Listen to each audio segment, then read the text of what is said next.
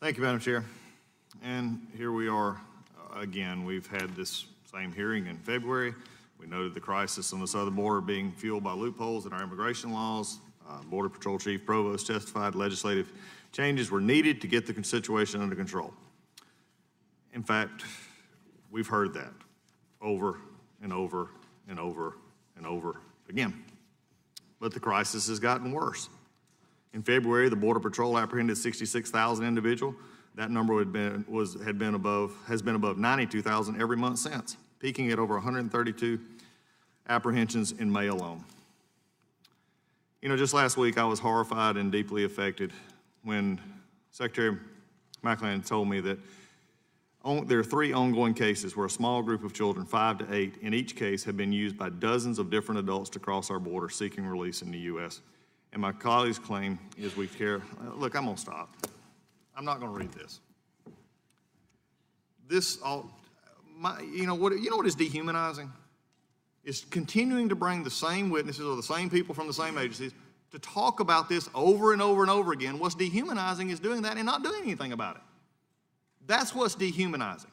It's talking about a problem, talking about a problem, talking about a problem, and never putting a solution up. I've talked about this almost at every one of these so far, especially in the last few weeks. And look, my Democratic colleagues have ideas. I may disagree with those ideas, but put a bill up.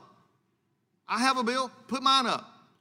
Make amendments to it. Do whatever you want to do. That's what Congress is supposed to do. Dehumanizing is this. This is dehumanizing. And also, what a competent and capable majority would do is actually put a bill forward. Instead, we're not a competent and capable majority, undoubtedly using the words of the ranking member of the subcommittee. We're not capable and competent because we're not putting bills forward. We're having bash the president time, bash the administration time. This is all it was. It's all this is. I appreciate you being here to testify. Some of you have been here before. Some of you are replacing the ones who had already testified before. Mr. White, you're back again. Good to see you.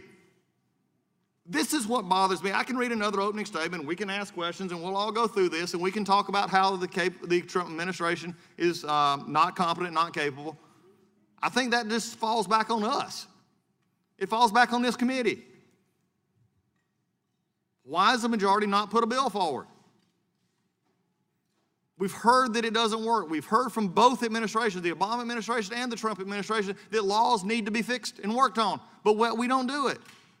We put together this week, we passed on the floor, we passed out of this committee, a bill that was a Band-Aid to fix a little bit of problem, which everybody ought to be treated humanely and as best they can at the border, and we need to have that. That needs to happen. But we just did it in such a way yesterday that it just applied to everybody and again applied to nobody in a sense. So as we look at this, as we go forward, you know, Madam Chair, I agree with you. You and I have worked on big things before. But what is dehumanizing is this hearing. What is dehumanizing is this hearing where we're going to talk about it again. And people come, and the folks in this audience, I'm glad you're here. We're trying to work on a problem. But don't accept another hearing. Accept some answers. Accept some bills being put forward. Don't be fooled again. If you want to take part in a political positioning paper, then that's what we're doing today. Because we've already heard, no offense to our witnesses, we've heard your statements already before. So I don't know what's going to move us this time that didn't move us last time. This is becoming, unfortunately, a committee of press releases. That's it. Dehumanizing is taking people you say you care about but doing nothing for them. That's dehumanizing. Competent and capable, the last time I understood, Congress should pass legislation. I'll be very slow. Pass bills that matter. Don't have hearings that are simply stunts. I think about these kids being used. I think about the issue with the Flores agreement, with the trafficking victims issue, with the asylum issue. Things that have been talked about by multiple administrations. And even under us, even under the previous Congress. I'll go ahead and say it before anybody else does. Republicans didn't do anything. You know what was really funny? When they had a chance this year to work on the Dreamer bill, the majority leader went to the floor and said, we could have worked on this. Last year we were one signature away from passing a Dreamer bill, getting it off the table and passing it. Then why didn't you bring that bill back to the floor? It was one vote. You had one signature away. Now you're in the majority. You should have been able to pass it and probably would have passed it with 40 or 50 votes. No, but I'll tell everybody watching, you know the reason you didn't? Because we didn't have it political enough.